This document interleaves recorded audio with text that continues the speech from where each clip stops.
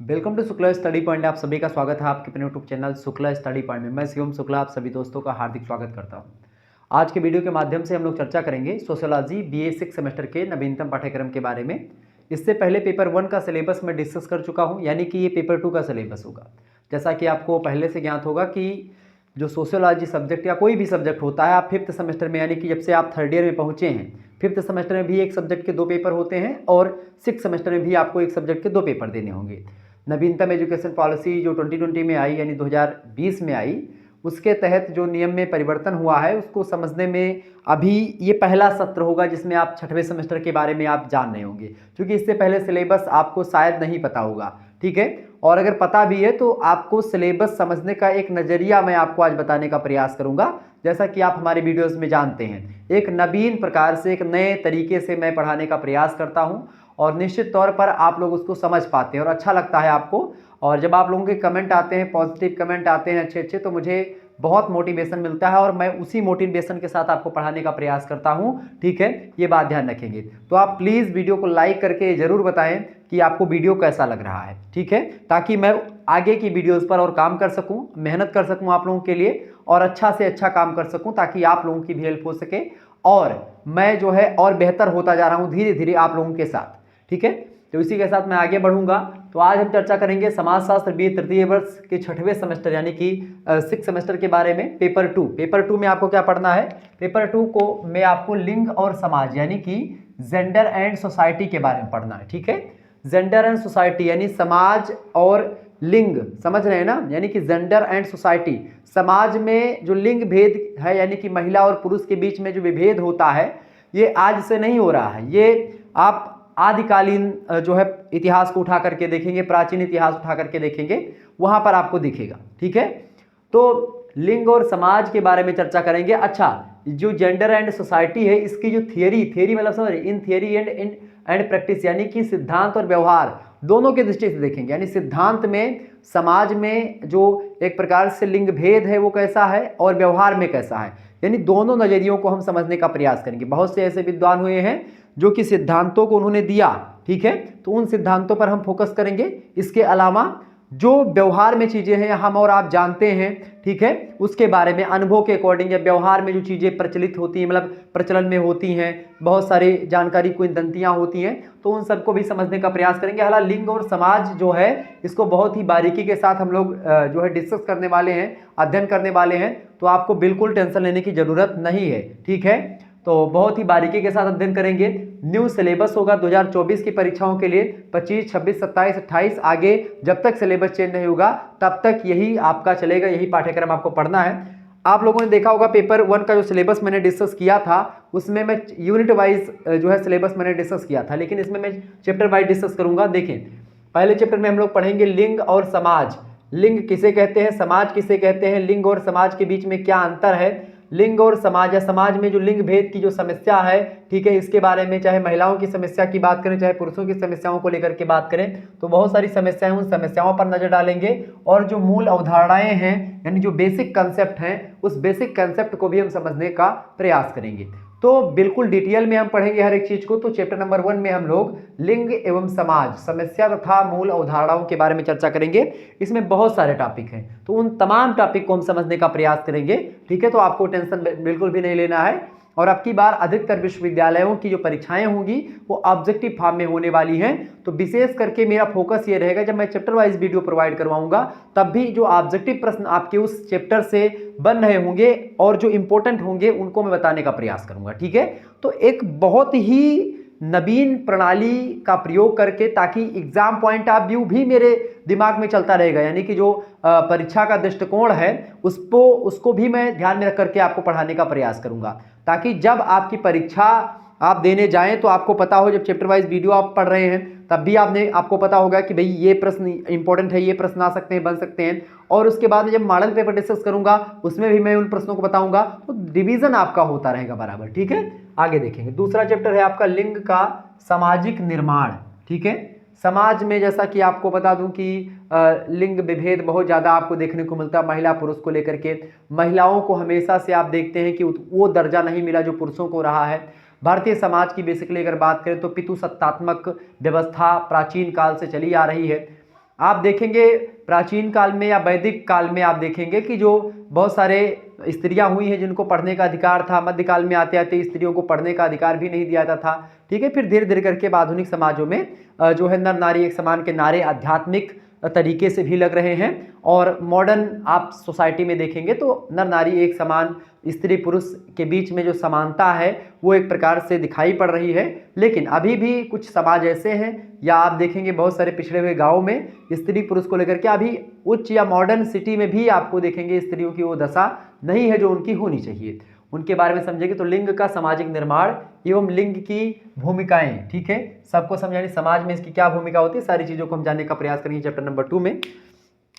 इसके बाद में आगे बढ़ेंगे।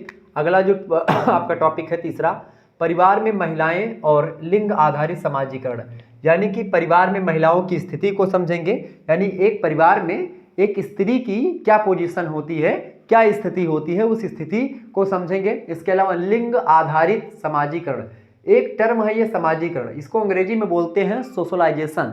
आपको पता होगा शायद, अगर आप लोगों ने हमारी क्लास देखी होगी, अगर पहली बार देख रहे हैं तो शायद ना पता हो, लेकिन फिर भी अगर आपने समाजशास्त्र पढ़ा है, आप 6वें सेमेस्टर में है, तो आपको समाजीकरण का मतलब जानना पड़ेगा और जानना चाहिए भी। समाजीकरण, सोशलाइजेशन अंग्रेजी में जिसको कहते हैं, इसका मतलब ये होता है क्योंकि जब एक बच्चा पैदा होता है तो उसको कुछ नहीं पता होता है, जन्म से वो बच्चा जो होता है वो एक जैविक प्राणी होता है। जैविक प्राणी का मतलब क्यों, जैसे एक जानवर का बच्चा वैसे मनुष्य का बच्चा, उसको भी कुछ अता पता नहीं होता है, ठीक है, मतलब उसको कुछ नहीं पता है। जब वो समाज के संपर्क में आता है, परिवार के संपर्क में आता है, लोगों के संपर्क में आता है, ठीक है, आस पड़ोस के संपर्क में आता है, विद्यालय के संपर्क में आता है, क्रीड़ा समूह के संपर्क में आता है, और तमाम प्रकार के ऐसे माहौल उसको मिलते हैं जो कि कुछ ना कुछ सिखाते रहते हैं जन्म से लेकर के। तो अगर आप उसी बच्चे को समाज में ना रखें और उस बच्चे को आप जाकर किसी जंगल में छोड़ दें जहां पर मनुष्यों से उसका दूर दूर तक वास्ता ना हो, तो उस बच्चे का समाजीकरण नहीं होगा। यानी समाजीकरण एक ऐसी प्रक्रिया है जो कि एक जैविक प्राणी को एक सामाजिक प्राणी बनाती है। यानी कि जैविक प्राणी से सामाजिक प्राणी बनने की जो प्रोसेस है, जो प्रक्रिया है, वही प्रक्रिया समाजीकरण कहलाती है। ये बात क्लियर हुई होगी। तो समाजीकरण वो टर्म है। अब समाजीकरण, लिंग पर आधारित समाजीकरण, यानी महिलाओं का समाजीकरण और पुरुषों का समाजीकरण, दोनों का समाजीकरण अलग अलग तरीके से होता है। जैसे बच्चियों को, यानी कि जो स्त्रियां होती हैं, लड़कियां होती हैं, उनको पहले से या शुरुआत से ही ये समझाया था, बताया था कि आपको बाहर नहीं निकलना है, ये नहीं करना है, वो नहीं करना, दुनिया भर के टेंशन। अच्छा, बच्चों को क्या होता है, जैसे मुझे अभी जाना हुआ कहीं पर, मान लेते घूमने जाना हुआ, तो मैं एक बार पिताजी से बताऊंगा कि पिताजी हमको यहाँ पर जाना है घूमने, तो बोलेंगे ठीक है बेटा जाओ। लेकिन अभी कोई और, मतलब कोई लड़की पूछेगी या हमारी सिस्टर पूछेगी कि पापा हमको यहाँ जाना है, पापा क्यों जाना है, किस लिए जाना है, तो ऐसे होता है। तो ऐसे हर एक जगह पर आप देखेंगे, ठीक है, जैसे आपके घर पर आप देख लें, खुद ही देख लें, ठीक है। तो अगर लड़की को आप देखेंगे, अगर रात में कहीं पर जाना है, अकेले जाना है, तो लोग डरते भी हैं और लोग भेजते भी नहीं, और भेजना चाहिए कि नहीं चाहिए इस पर मैं कुछ नहीं कहूँगा, क्योंकि समाज अलग अलग होता है कि समाज में, अब शहरों वगैरह में तो लड़कियां भी घूमती हैं, ठीक है, उसमें कोई दिक्कत नहीं होती है, लेकिन अब देखते हैं बहुत जगहों पर जहाँ प्रचलन नहीं वहाँ पर नहीं जाती हैं। तो समाजीकरण जो होता है ये शुरू से, मतलब कि आपको सिखाया जाता है, बताया जाता है कि आपको ये करना है, ये करना है, ये सही है, ये गलत है, ये करना चाहिए, ये नहीं करना चाहिए, नाना प्रकार की चीज़ें, ठीक है। तो ऐसे ही, तो ये समझेंगे इकाई नंबर 3 में। इसके बाद में इकाई नंबर 4 में हम प्रवेश करेंगे। इकाई नंबर 4 की अगर बात की तो लैंगिक असमानताओं के बारे में समझेंगे। असमानताएं मतलब इनइक्वलिटीज़, जो जेंडर इनइक्वलिटीज़ होती हैं, यानी कि लैंगिक असमानताएं होती हैं। लैंगिक असमानताओं की अगर बात करें, यानी लिंग के आधार पर जो भेद होता है महिला पुरुष में, तो उस, अच्छा, खास करके इसके आप देखेंगे वर्ग और जाति के संदर्भ में, caste and class and caste. वर्ग माने होता है अंग्रेजी में क्लास, और जाति का मतलब होता है कास्ट। कास्ट तो आप लोग जानते होंगे, ठीक है, कास्ट यानी जाति व्यवस्था समझते होंगे आप लोग। वर्ग होता है जैसे एक पूंजीपति वर्ग हो, जिसके पास बहुत ज़्यादा पैसे हैं, ठीक है। एक सरभारा वर्ग होगा, गरीब वर्ग होगा, जिसके पास पैसे नहीं है। तो एक फैक्ट्री का मालिक होता है और एक उसी फैक्ट्री में काम करने वाले मजदूर होते हैं। तो जो मालिक होता है वो केवल पैसा लगाता है, बाकी काम सारे मजदूर करते हैं, ठीक है। और मुनाफा कौन कमाता है, मुनाफा मजदूर नहीं कमाता, मुनाफा मालिक कमाता है बिना कुछ किए। और जो मजदूर होता है मेहनत करता है और मालिक से कम पैसा कमाता है। ये एक प्रकार से वर्ग होता है। तो वर्ग बेसिकली ये अपने समाजों में नहीं है, अपने समाज में जाति व्यवस्था है भारतीय समाज में, लेकिन आप पाश्चात्य समाजों में देखेंगे, मतलब कि जो है ब्रिटेन वगैरह में देखेंगे, अमेरिका में देखेंगे, या पूंजीपति जितने भी कंट्रीज हैं वहां पर आप देखेंगे, वहां पर वर्ग व्यवस्था है, क्लास सिस्टम है, अपने यहाँ पर जाति सिस्टम यानी कि कास्ट सिस्टम है। ठीक है, तो वर्ग एंड जाति के संदर्भ में, ठीक है, हम लोग चर्चा करेंगे लैंगिक असमानता के बारे में, यानी कि वर्ग व्यवस्था में या जहां पर वर्ग सिस्टम है, क्लास सिस्टम है, वहां पर लिंग जो असमानता या लैंगिक असमानताएं होती हैं वो कैसी होती हैं, और जाति के आधार पर, यानी आप जातियों में आप देखेंगे जैसे ब्राह्मण में स्त्रियों को कितनी स्वतंत्रता है, ठीक है, जो है ब्राह्मण वर्गों में मतलब खास करके क्षत्रियों में कैसे है, ठीक है, वैश्य में कैसा है, शूद्र में कैसा है, जैसा कि मैं आपको बताता हूँ। पहले वर्ण व्यवस्था थी, वर्ण व्यवस्था फिर धीरे धीरे जाति व्यवस्था में कन्वर्ट हुई, तो ये सब चीज़ें हम समझेंगे। ठीक है, आप जब पेपर 1 पढ़ रहे होंगे तो उसमें जीएस घुरिये का जो है कास्ट और क्लास को लेकर के जो उनका क्लेरिफिकेशन है, उनकी जो शोध है उसके बारे में देखेंगे। डॉक्टर जीएस घुरिये जो है भारतीय समाजशास्त्री हैं, तो उनके बारे में देखने का प्रयास आप लोग पेपर नंबर 1 में करेंगे। ठीक है, देखिए आगे आप देखेंगे 5वां पितृसत्ता और यौनिक श्रम विभाजन। यौनिक श्रम विभाजन का मतलब सीधा सीधा वही होता है कि महिला और पुरुष के हिसाब से श्रम विभाजन करना। महिलाओं को उसी काम के कम पैसे मिलते हैं और पुरुषों को उसी काम के ज़्यादा पैसे मिलते हैं। यौनिक श्रम विभाजन जो होता है आप देखेंगे यहीं पर नहीं, जो अपने आप को जो बॉलीवुड कहता है कि जो है वो बहुत मॉडर्न है, ये है वो है दुनिया भर का, उसमें हीरो को ज़्यादा पैसा मिलता है किसी काम को करने के लिए, हीरोइन को कम पैसा मिलता है। ठीक है, ये समझते होंगे आप लोग, अगर नहीं जानते तो जान लीजिए, हीरोइन को कम पैसा मिलता है, हीरो को ज़्यादा पैसा मिलता है एक मूवी में काम करने का। ठीक है, तो ये चीज़ ध्यान रखिएगा। तो पितृसत्ता एवं यौनिक श्रम विभाजन, इसके बारे में समझिए। पितृसत्ता आप समझ रहे होंगे, जिसमें पिता प्रधान होता है, घर का मुखिया जो होता है कोई पुरुष होता है, ठीक है, वो पितृसत्तात्मक मतलब वो होता है। तो पितृसत्तात्मक और यौनिक श्रम विभाजन देखेंगे। 6वां चैप्टर है आपका भारतीय समाज में महिला जननांकिकी, यानी भारतीय समाज में महिला की जो डेमोक्रेसी है, महिलाओं की क्या स्थिति, महिलाओं की पोजीशन क्या है, जनसंख्या के हिसाब से उनका जो है एक प्रकार से कितनी जनसंख्या महिलाओं की है भारतीय समाज में, उसके बारे में समझेंगे। ठीक है, इसके बाद में लिंग और प्रवास, यानी कि जेंडर एंड प्रवास। प्रवास मतलब क्या होता है, कहाँ पर कितनी जनसंख्या में महिला पुरुष कैसे कैसे क्या रह रहे हैं, तो उसके बारे में समझेंगे। प्रवास माने होता है एक प्रकार से रहना। ठीक है, समझ रहे होंगे आप लोग। आगे देखेंगे, अगला पॉइंट आपका है यहाँ पर देखेंगे, 8वां चैप्टर है आपका अर्थव्यवस्था में महिलाएं। अर्थव्यवस्था में महिलाओं की क्या भूमिका है, यानी महिलाओं के कार्य और संपत्ति के अधिकार के संदर्भ में अगर देखें, यानी महिलाओं की संपत्ति के अधिकार महिलाओं को कितना दिया जाता है अर्थव्यवस्था में, या महिलाएं कितनी भूमिका निभाती हैं संपत्ति में। ठीक है, और या उनका क्या कार्य होता है अर्थव्यवस्था में महिलाओं का। ठीक है, उसके बारे में समझेंगे। इसके बाद में 9वां चैप्टर आपका है महिला शक्ति और अधीनता की प्रकृति। ठीक है, यानी महिला शक्ति के बारे में समझेंगे, महिला शक्ति क्या होती है इसके बारे में जानेंगे, और अधीनता की प्रकृति, यानी जो पुरुष हमेशा से महिलाओं को अपने अधीन बना करके रखा है, या पहले के जो है पुरुष सोचते थे, तो उस सोच के बारे में मैं आपको बताने का प्रयास करूंगा। उस सोच से आपको परिचय करवाऊंगा कि आखिरकार वो अधीनता की प्रकृति जो थी वास्तव में वो क्या थी और कैसे थी, इसके बारे में समझेंगे। इसके बाद में महिला शिक्षा और स्वास्थ्य, महिलाओं की स्थिति खास करके शिक्षा को लेकर के महिलाएं किस स्थान पर खड़ी हैं और उनका स्वास्थ्य किस हद तक ठीक है। ठीक है, उसके बारे में समझेंगे। इसके बाद में महिलाओं के विरुद्ध जो अपराध किए जा रहे हैं, आप देखेंगे महिलाओं का जब चैन वैन पहन करके महिलाएं जब निकलती हैं बाहर, तो कभी कभी क्या होता है, मोटरसाइकिल से लोग जा रहे थे, चैन पकड़ के खींच लेते हैं। कभी कभी क्या होता है कि चैन के साथ साथ जो है चैन जल्दी टूटती नहीं, तो महिलाएं गिर जाती हैं, उनका देहांत हो जाता है, मृत्यु तक हो जाती है। ऐसे तमाम प्रकार के केस आप देखते होंगे, आए दिनों आप लोग जो है रेप के तमाम प्रकार के केसेस सुनते होंगे। ठीक है, तो ये महिलाओं के प्रति ही अपराध होते हैं। ऐसे तमाम प्रकार के अपराध हैं, शोषण हो गया, ऐसे बहुत सारे जगहों पर शोषण किया जाता है महिलाओं का। पुरुषों का कम शोषण होता है, महिलाओं का ज़्यादा शोषण किया जाता है। तो वो सब महिलाओं के विरुद्ध जो अपराध है, उस अपराध को समझेंगे, उसकी प्रकृति को, ये मानसिकता कहाँ से उठती है, कैसे उठती है, इसके बारे में समझेंगे। ठीक है, उन तमाम प्रकार के पहलुओं पर चर्चा मैं करूँगा। इसके बाद में लैंगिक परिप्रेक्ष्य देखेंगे। लैंगिक परिप्रेक्ष्य का मतलब होता है जो जेंडर पॉइंट ऑफ व्यू है, अप्रोच है, जो जेंडर अप्रोचेस हैं उसके बारे में समझेंगे।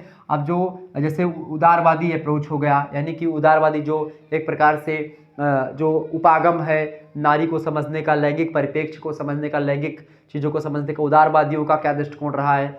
मार्क्सवादी, ये विचारधाराएं हैं, इस विचारधाराओं को बहुत सारे लोग फॉलो करने वाले हैं। तो उन लोगों ने लैंगिक परिप्रेक्ष्य में जो है लिंग विभेद पर क्या टिप्पणियाँ करी हैं, क्या बताया है। तो उदारवादी, मार्क्सवादी और समाजवादी, ठीक है, सोशलिस्ट, ठीक है, और अमूल परिवर्तनवादी, ऐसे तमाम प्रकार के जो परिप्रेक्ष्य हैं, उपागम हैं, उन उपागमों को समझने का प्रयास करेंगे जो कि लैंगिकता या लैंगिक परिप्रेक्ष्य से रिलेटेड हैं, उसके बारे में जानेंगे।